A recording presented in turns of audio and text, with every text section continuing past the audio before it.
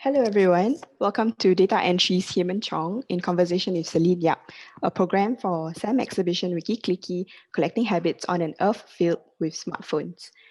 Please note that we will be recording the talk in both audio and video format. We will be publishing this talk on SAM social media platforms such as Facebook and YouTube. By joining this virtual meet, you have consented your name, audio, and/or video to be recorded. So please ensure that your microphones is muted throughout the entirety of the talk. If you have any questions, do use the chat function in Zoom to type them down. We will be compiling all questions in the Q&A session at the end of the talk. Hello, Heman. What a pleasure to have you here today. I wanted to welcome everyone at home or wherever you're coming from, because we're live, and to welcome you to Data Entry's Heman Chong in conversation with Selene Yap. I'm very happy that you accepted our invitation to be here, and I know, sorry about all the technical difficulties, and you don't need much introduction, but I just wanted to add a little bit of information about your work and your practice, and its location, the intersection between image, performance, situations, and writing, and how your practice involves an imagining of interrogation and sometimes intervention into infrastructure as an everyday medium of politics. So Heman's work has been the subject of solo exhibitions at the 𝘞𝘪𝘬𝘪𝘐, Wiedersburg Museum, Jamil Art Center, Swiss Institute New York Art in General, 𝘬𝘪𝘬𝘪𝘐 Center, Rockbund Art Museum, South London Gallery, and US Museum, amongst many others.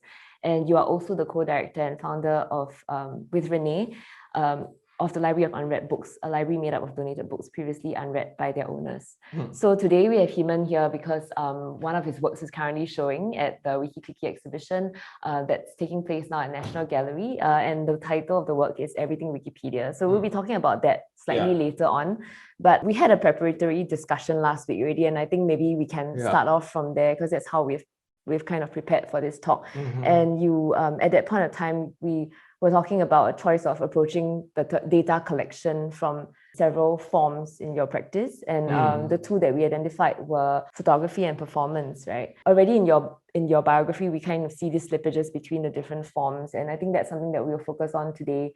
And I want to start first with the title of this conversation, which is Data Entries, which kind of evokes like a very mundane but yet laborious task. And maybe we can start from there, because I feel like some of the projects we'll be discussing later, especially the photography ones, they do exactly this. Like they involve this amassing of small fragments of data, and then organizing and also kind of organizing them by association and presenting them in as a large ecology or like body of information. So can you maybe start from there, the title itself and how it relates to your practice?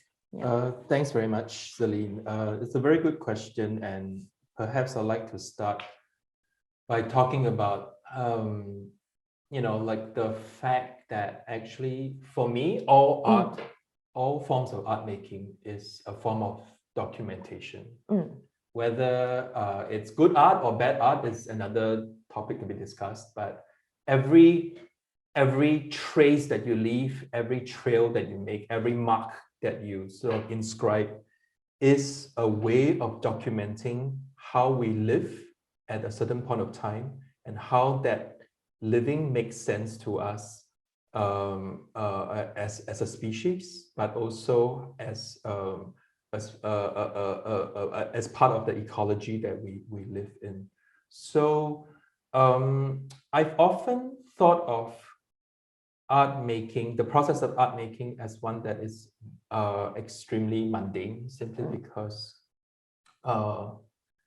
there is no other way for me to do it, because I'm not, I don't really believe in art making as a part of a kind of self-expression.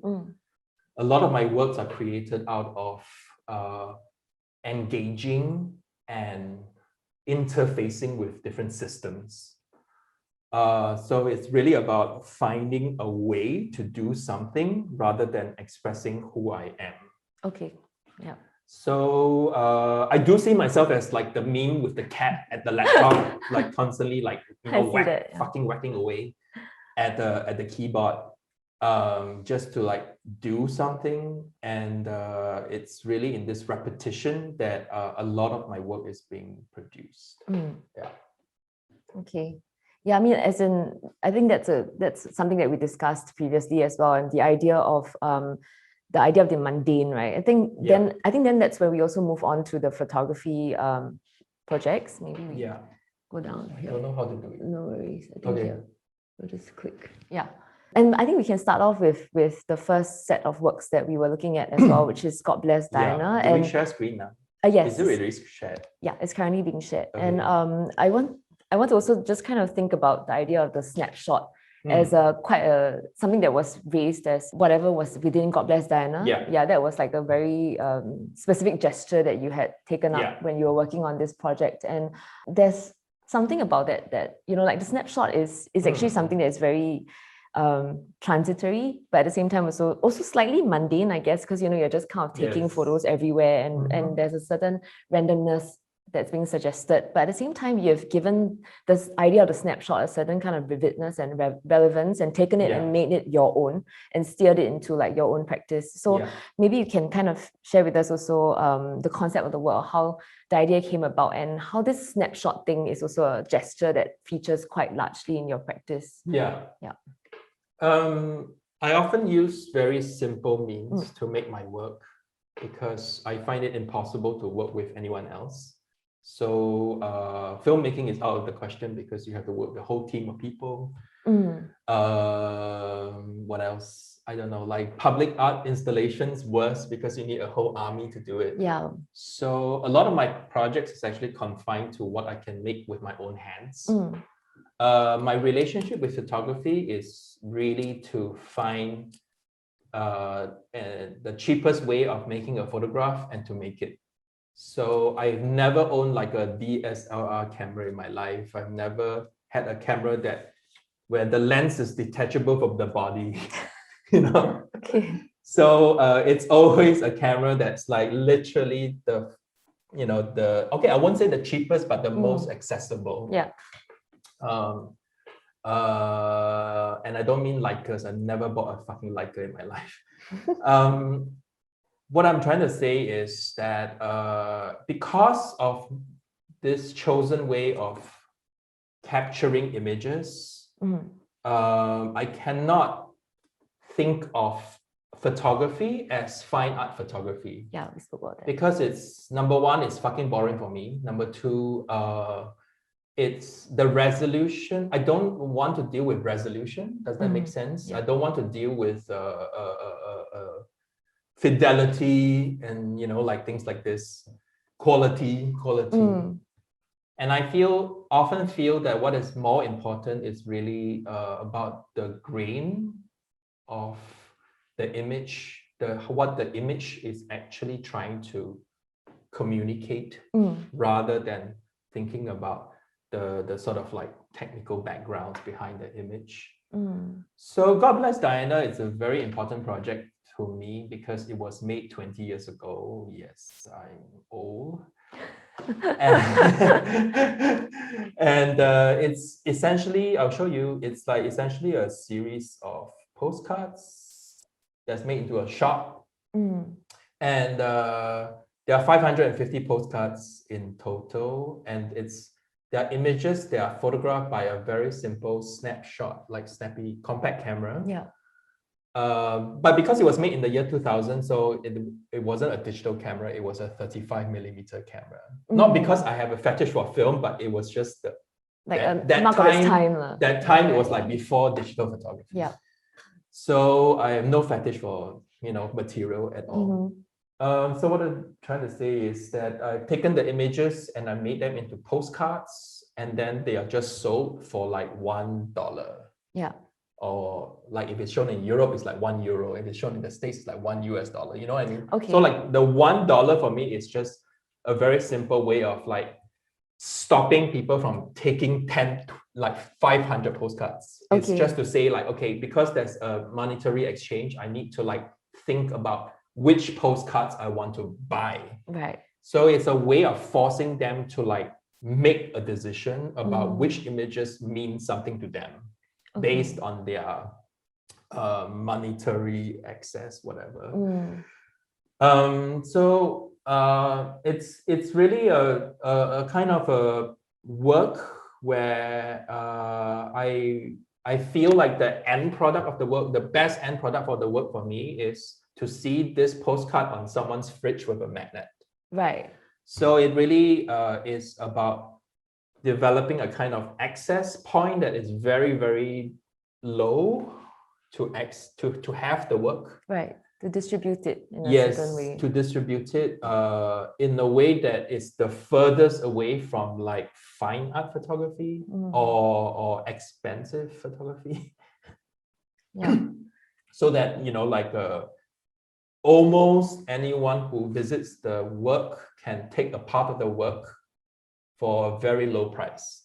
So but you know, because the images are reproduced infinitely, so it's not an addition, you know what I mean? So the work here really is the shop.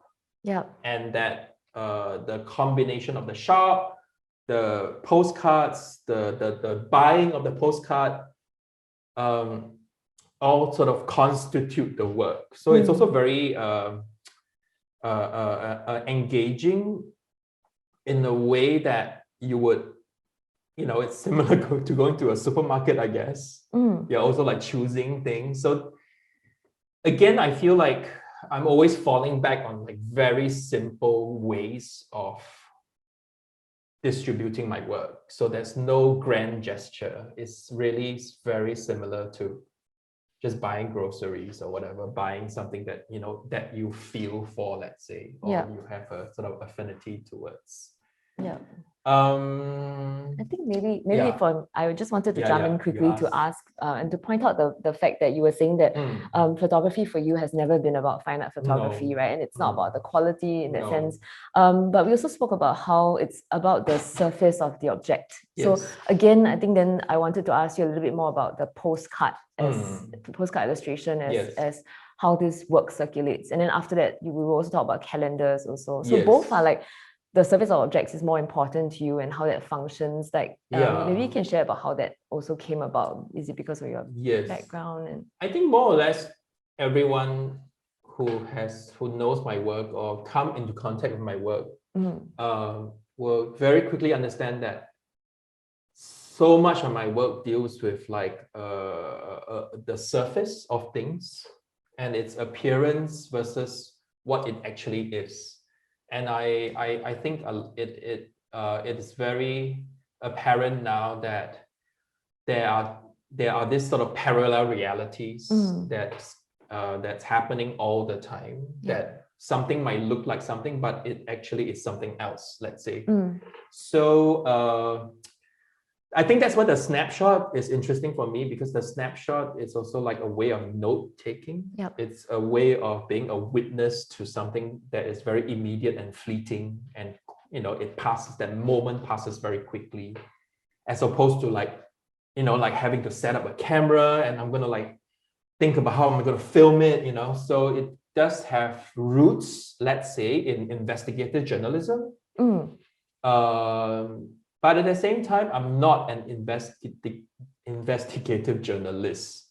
So I am really assuming, again, the role of an observer. I do see myself as that. And that through these observations, something can be revealed over time, let's say. Right. Yeah. Yeah, I think, I mean, as in we were going through some of the photos as well together, and then you were also mentioning and highlighting the fact that some of these photos act almost as source codes to your later projects, right? For example, the horizontal bodies, which just now the tree that you're showing, and some of these death, some of these photos capture what you can see a bit later on in Heman's works as well. So I think that's also quite interesting, the idea of note-taking and source code. I mean, I made the work 20 years ago, and it started pre-RCA. Pre-Royal College. And I think at the point of time, I didn't have like a mentor to talk to or anyone to like talk to me about art. And I feel like the only way of thinking about art is by looking at things and through photography to point at things. And then I guess what I'm trying to say is that I was somehow attempting to educate myself through these photos. And by looking at these photos over and over again for 5 years, it has formed a kind of foundation, I guess, for my practice, in a way that it is a project that I can constantly revisit to think about how I thought about the image. Does that make sense? Yes. Okay. Yeah, I saw that quite a bit when you were kind of looking through, right? And even just kind of slightly regretting some images, but still leaving them in anyway. Yeah, I believe in this, like, I don't believe in erasing things in my practice. I believe in like that the mistake, or like what we what we attribute as a mistake or a failure is actually crucial to the entire process. So I think it's also similar to my paintings. Like some of my paintings are really terrible, but I will like never destroy them. Okay. Because I feel like that is crucial for me, that I have to attempt this tragedy in order to do something else. You know? Yeah. I mean, I think that's, I think that was something that I was very drawn to when we spoke about the fact that that work, I mean, you made it so long ago, but you didn't delink yourself from it, like or dissociate yourself from it. You still found these associations from a much earlier work to all the way up to like foreign affairs, which I think that maybe we should move on. Yeah, we'll move on to calendars, maybe. Yes. Since we are looking at that right now, I think maybe for calendars we can also start with the gesture in which, I mean, the fact that the work is photography based, but it's also based off a gesture of waiting, like waiting for a room to empty out, right? So maybe we can get you to talk a bit more about how the project came about as well. So calendars is essentially a project that I've worked on for 7 years, straight after God Bless Diana, and the reason why it took 7 years to make is because I wanted to produce a project where I didn't have to like fucking talk to anyone. So I would like wait around in these public spaces in Singapore and wait to really wait for that moment when nobody is in the shot, and then I would just take a snapshot. And there's always one moment like that. You just have to wait for it. So for example, if a security guard comes to me and asks like, "Hey, boy, what are you doing with your camera? Are you taking a photo here?" I'll be like, I would not talk. I would just like, you know, like walk away. So it's one of the reasons why it took 7 years, because of this absolute wordlessness in the project. So there's no negotiation. There's no like, "Hey, auntie, can you like move out of the frame?" You know.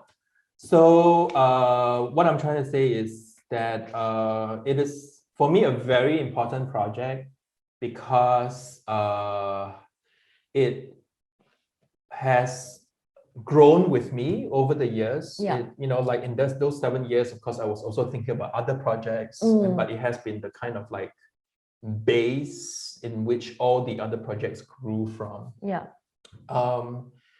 And this is how it's installed. So I've just basically like, you know, plastered it all across the wall. This was its first iteration, and the project was produced by Ahmad Mashadi at the NUS Museum. And so it's kind of like a grid. So every calendar, every image is just tiled according to the next image, you know. And there's no irony, no playfulness. It literally is a kind of grid which looks like a HDB block.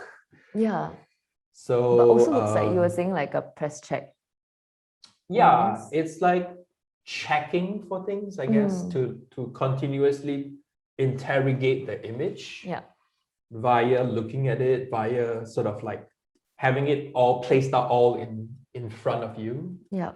So it does feel like that kind of project. I mean, for calendars and also for God Bless Diana, these projects range from 5 to 7 years, which is really quite an extended period of time. Like, Yes. how do you decide when a project should end, or do you already? I know most of the time when you start out, you were saying there is no master plan, right? And like, you just kind of start with one and usually it's a personal, intimate gesture. Yes. So the first photo that you take is always something that's quite close to you, and then after that, it just sort of grows from there. Yes. Yeah.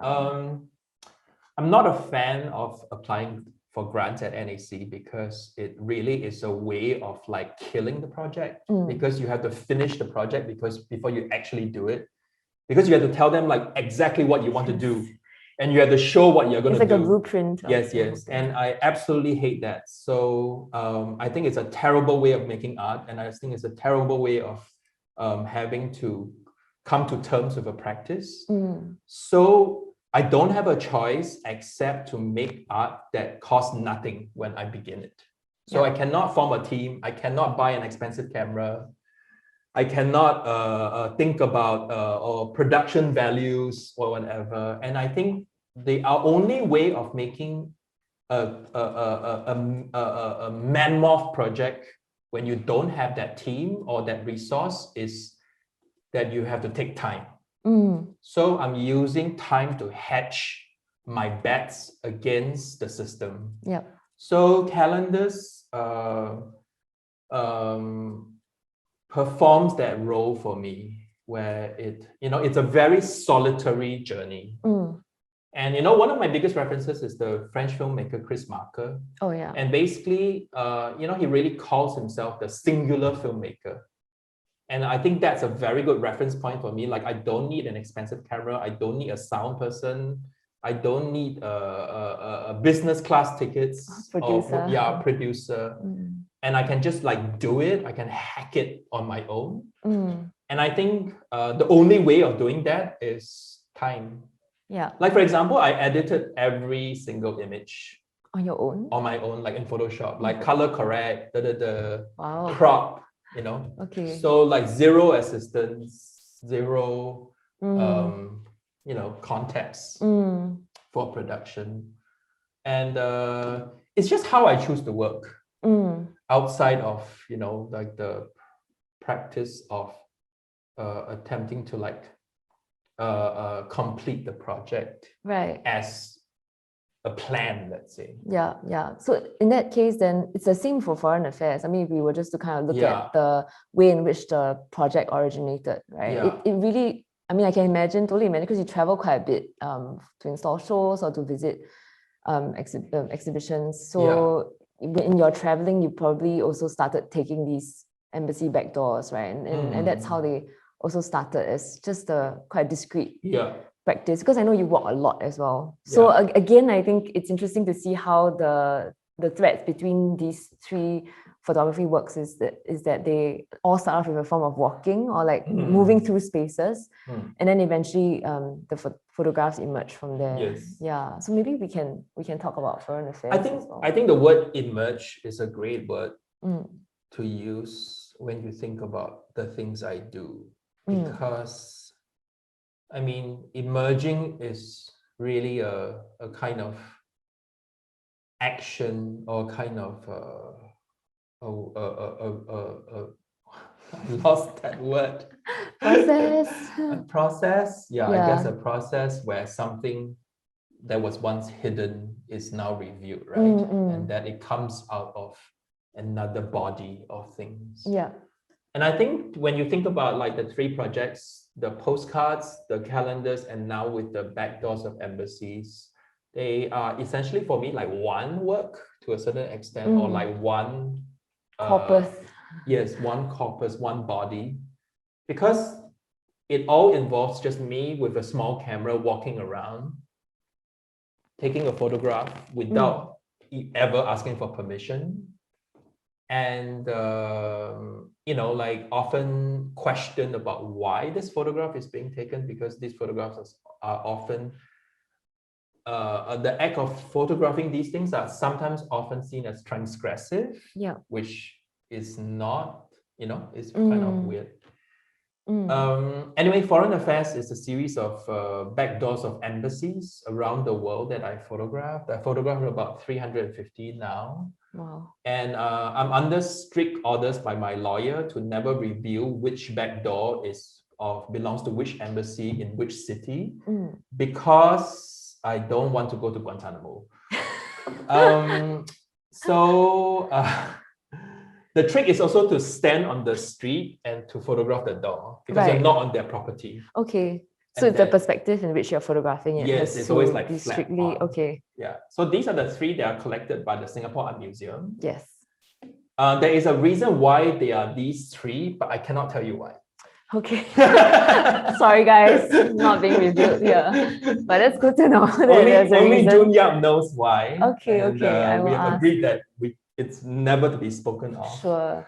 Ever again. But there is a very, very clear and keen relationship between these three backdoors that is very, very pertinent for the national collection. Okay, yes. That makes sense yes. as well. I mean, it's exactly. Yeah. So your thinking extends beyond the making into when people are, when the work is being collected, you also think about how. Yes, of course. Actually, I think nothing about except when the work is collected. Because I also feel like as an artist, it is part of my job to ensure the preservation of my work. Yeah.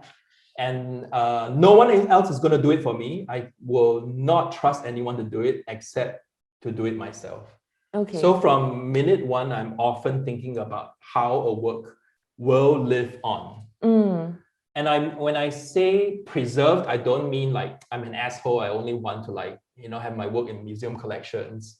Yeah. But I mean in all forms of ways that it is preserved. Yeah. Either as an object, an artifact, a memory, a documentation, a photograph, a reproduction of the work. For me, it doesn't matter. I'll be very happy if it becomes a meme, for example. Okay. Yeah, I mean, so since we're talking about that, I think it's a good segue to the performance-based works that you've been making. Yes, and why I say that is because in your photography-based works, I see it as essentially data sets being collected. Whilst when it comes to your performance works, it's data sets being transmitted through the form of the body, right? So I think maybe we can focus on Short Story of Geometry and Everything Wikipedia, which is also both in the Singapore Art Museum collection as well. Yes. So we start off with Short Story of Geometry and how the body features in the transmission of data. Yes. Yeah. Actually, we're going to talk about three performances, which is a Short Story about Geometry, Everything Wikipedia, and the Library of Unread Books. Yes. Which is a collaboration with my partner 𝘰𝘂𝘓𝘀, and they are all three works that I think of as performances. I think the difference, not the difference. I'm trying not to be negative here. Be nice. I guess when I think about a performance, I often think about a performance that can be made that has no beginning or end. Right. And when you think about that, when it has no beginning or end, it often does not have a crescendo, a climax. Right. And I also very much want to avoid what we see in a lot of performances, which is the heroic gesture. Yes. Which is that all-powerful male sort of gesture where you tear your clothes or take off everything or whatever shit. So this is a performance which has a sort of encompassing title for the series called Memories, where I have made about 9 different editions, 9 different versions of this performance. And they are all short stories that I have written, which are about 500 words long. And the key of the performance is to invite someone from the audience to memorize the work. I would also personally guarantee that this short story would never be published in any other form except to be published as a performance. Okay. So it takes about 3 hours on average to memorize one of the short stories. It's excruciatingly painful. Some people cry, this girl cry. This girl. Really cry, really cry. And then Sometimes they take 6 hours because they just cannot do it. Okay. There are also exceptions. Mm. So for example, I have seen people who take less than 20 minutes to do it. You know why? Why? Because they're actors. Oh, Because they can memorize things very the quickly. theatre folks. Yes, Yeah, yes. okay. Mm. So I've written about 9 short stories that can be memorized, and the Singapore Art Museum has collected the first short story that I've written, which was produced for the Flying Circus project at 𝘸𝘪𝘬𝘪𝘐𝑊𝑛𝑛 T-Works in Singapore at 7213 back in 2009. And that was the first image. This is King Sen's office. Oh, okay. Yeah. And I think what is interesting for me is that that the idea of performance for me always comes from theater, that is theatrical. Because watching someone do this is very theatrical. It looks like they're having a conversation, but they're not. It's essentially a totally different way of producing a relationship between two people. You see what I mean? Yeah. But there is still very much sort of encrypted in the processes of speech. Yeah. And I think most of my performances is about speaking, about voicing, about vocalizing. Yeah. Yeah. It's really, the body is at the center of it, right? I mean, we were saying it's like a copying and pasting, literally. Yes. Quite a painful process Yes. of downloading an entire load of information to yourself. Yeah. I feel like I'm very interested in transmissions and how to think about transmission as a way of sharing knowledge. Yeah. And like I feel like this way of publishing a short story is so much more intimate than publishing a short story on paper and sending it out into the world. Yeah. So it's just a way of doing things. For me, it's not right or wrong. You know what I mean? Yeah. Yeah. Okay. I mean, I think that was more or less what we were talking about in terms of the slippage also, the fact that performance is a form of publishing for you as well. Yes. And it's the same way photography it's based off a gesture.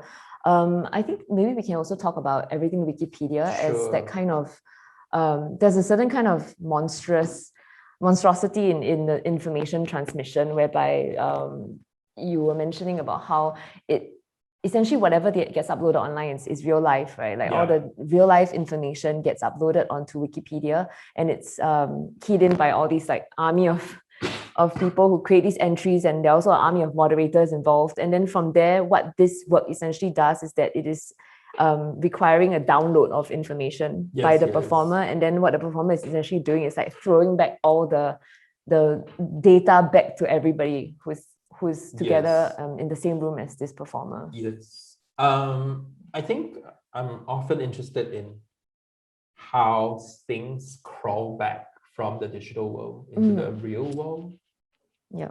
And I think this is what this performance is about. It's about vomiting Wikipedia on everyone in the gallery.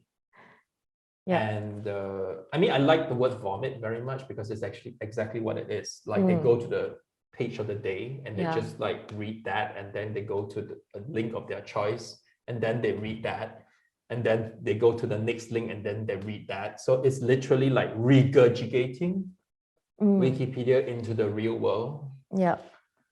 But then again, like because the performance is not recorded, so that regurgitation is a kind of a gesture that is extremely fleeting. So you either hear it or you don't hear it, right? So there's no way of thinking about it in another way. Like I totally don't believe in recording a performance, because I feel like if I'm making a performance, then I will make a performance. Yeah. If I want to make a video, I'll make a video, like I don't want to sort of like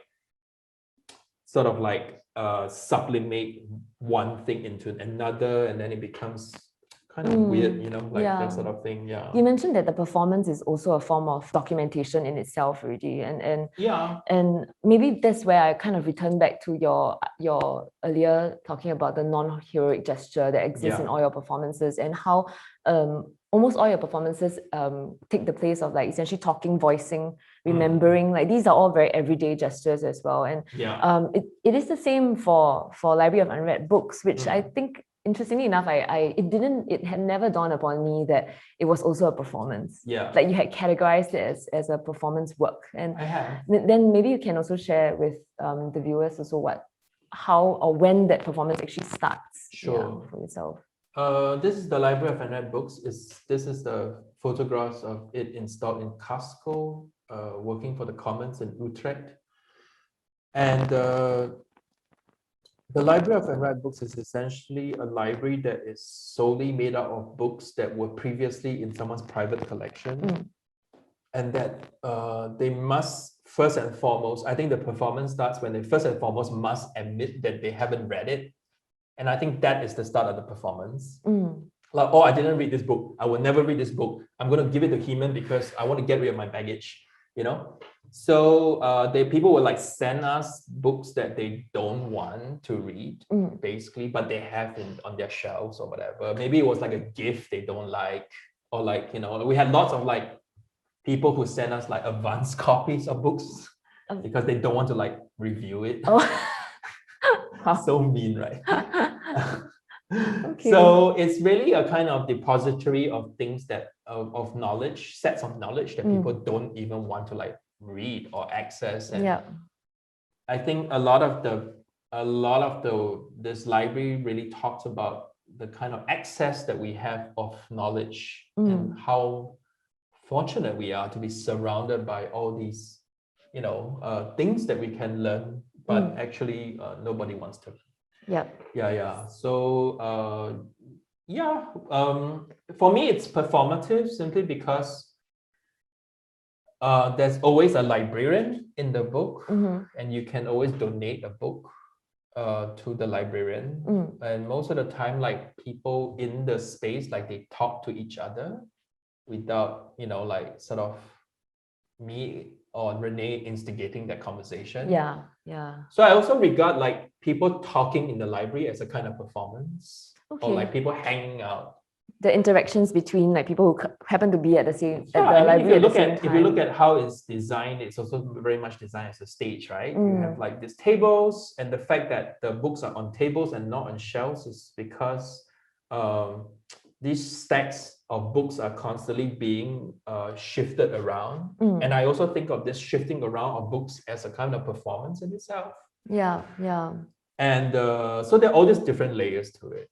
And of course, the fact that like this library is traveling, and I think it's also like a part of like a kind of performance, right? Like a library of like 3,000 books being shipped from one city to another is a kind of crazy thought in itself, that it is so mobile, but at the same time so heavy, let's say.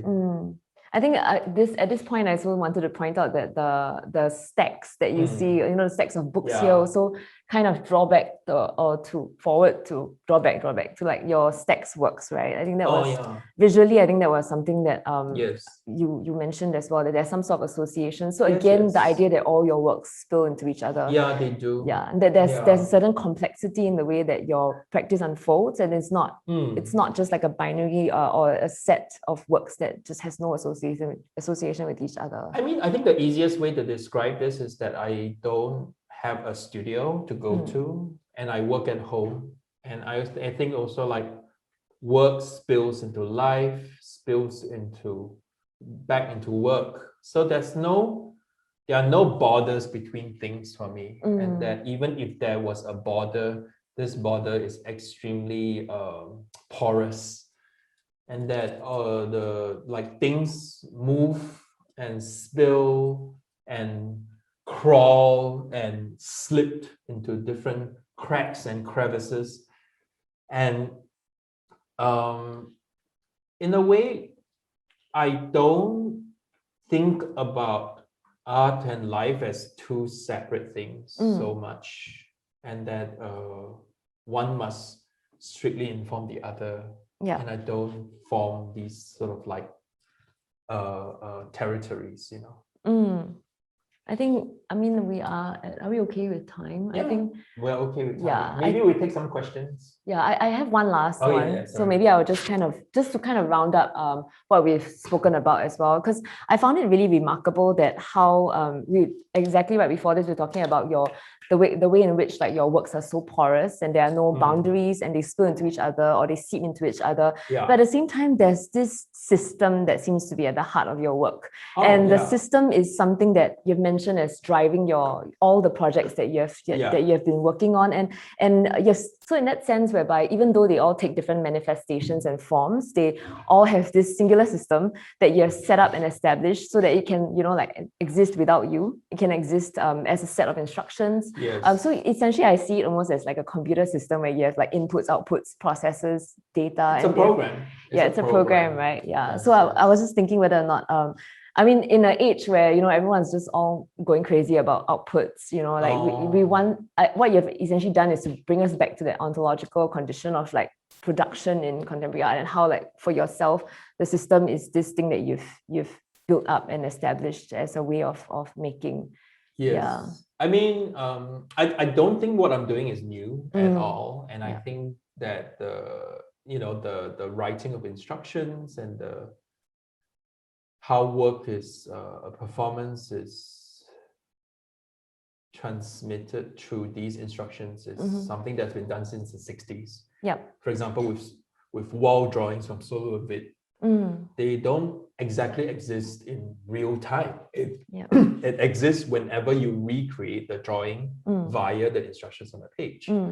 So I am coming from that legacy of conceptualism. Yeah.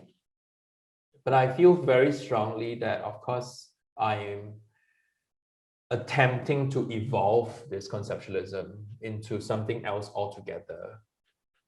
And I'm doing that by marrying these conceptual strategies with something that was within my cultural and social context, especially coming from Singapore. Yeah. And I think so much of my work really has been about encountering sets of invisible limitations and authorities. And for example, like the very fact that I chose to take photographs, you know, in public space like this, and then not asking for permission, and then also like when asked about why I'm taking the photograph, I would just like shut the fuck up. Yeah. It's very telling that I am facing off with these rules. And this is my only like sad and banal attempt at resistance because I'm, you know, essentially I don't know what else to do. So I feel like even being disenfranchised is a position in politics, and I constantly feel disenfranchised as an artist in Singapore because I am often kept out of these sets of politics for me. But this is a way for me to slip into that politics and to engage with that, simply because I don't have the balls to be an activist. You know? Yeah. Okay.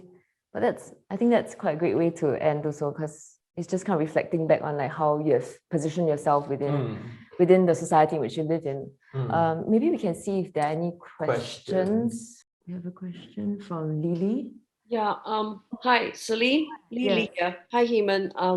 I actually missed meeting you a long time ago, about 10 years ago, when you did your book exhibit in London. But anyways, it's good to finally hear you speak. The reason why I haven't typed in my question is because I'm hoping I know how to ask it properly. And I want to ask you about mental health. and books. I have a lot of books, and sometimes, and I don't read all of them, but I like the look of them.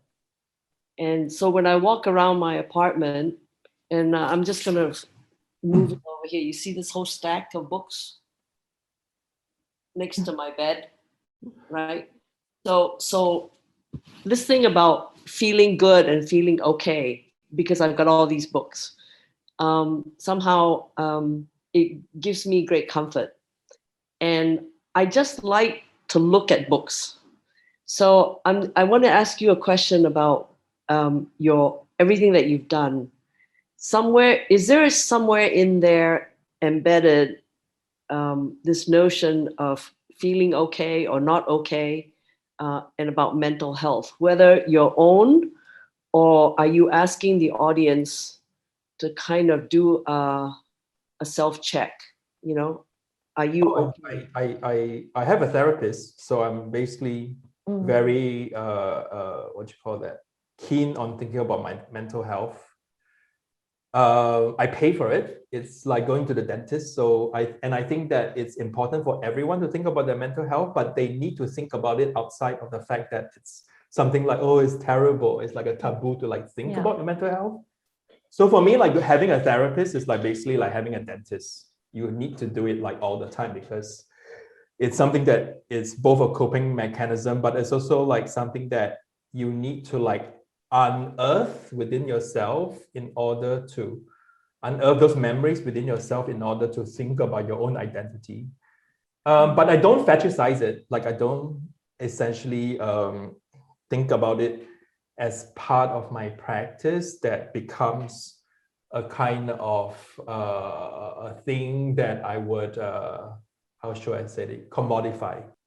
Your exhibits are really so cluttered. I mean, not cluttered in a bad way, but there's just so much to look at, and it's kind of overwhelming. I feel like multiplicity is such a big way of how I think. And also, I mean, someone who has been like a very key influence on my work is the Singaporean artist Matthew Nui. And I think his work with like having multiple points of view has totally influenced my practice. And that's where I'm coming from. When I think about Singapore art history, having different ways of looking at something. And that's why that's in my work, there's always so much to see, because I'm just taking on as many points of view as possible. Does that make sense? Yeah, we have one more question from Andrew. Andrew said, enjoying the talk. I was tickled to hear that even though there are some pics you regret. Did I get that right? Can you talk more about the distillation process for your project? How do you shortlist the photos that you take? It's all very emotional for me. So there's no like like big idea behind it. It's like, it's a bit like Tinder. Swipe left or right. So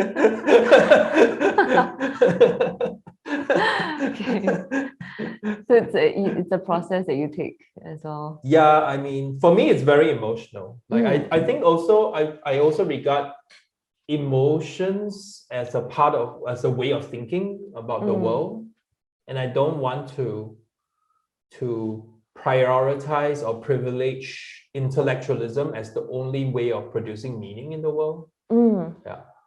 Okay, that's quite fascinating. Any other questions? We hope that. Okay, we have one from Timmy.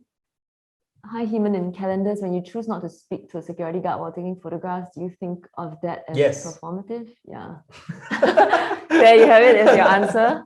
Yeah, it's performative, right? Like everything starts. I mean, even for Library of Unread Books, the performance starts the moment that you call for books. Yeah. Okay. So the question from Timmy is whether, when I don't talk to the security guard, do I think of that as a performance? I do, but I'm also telling you that even if I'm not like speaking, I'm not rude. Okay. You know what I mean? I'm not an asshole to them because I know they're just doing their job. So like I won't like pretend to be something else or whatever, Yeah. So I would just like literally like as Neutral as possible. politely as possible walk away, Okay. which will confuse them. And I think they would think I'm crazy. They think like, okay, there's something wrong with him. There's something wrong, let him go. You know? Rather than like being hostile. I'm not hostile when I do it. I'm not hostile when I do it. Yeah. There's a resemblance of that kind of performance that you were doing together with the Everything Wikipedia when you were instructing the performers as well. Because so in Everything Wikipedia right now, that's at the 𝘞𝘪𝘬𝘪𝘐 Gallery in National Gallery. What happens is that every Friday to Sunday from 2 to 6 p.m. you have the performer ambulating around, or can be standing, sitting, whatsoever, and then they are essentially just on their phones reading out like a random person in the gallery just reading out, right? And I think that some of the performers did ask if they were approached, how should they react? And exactly, I think they're doing exactly what you're doing also, is to just kind of walk away. Don't care. And not be hostile about that. Yeah, and that is part of the performance as well, actually. So that's I think indifference is also a performance.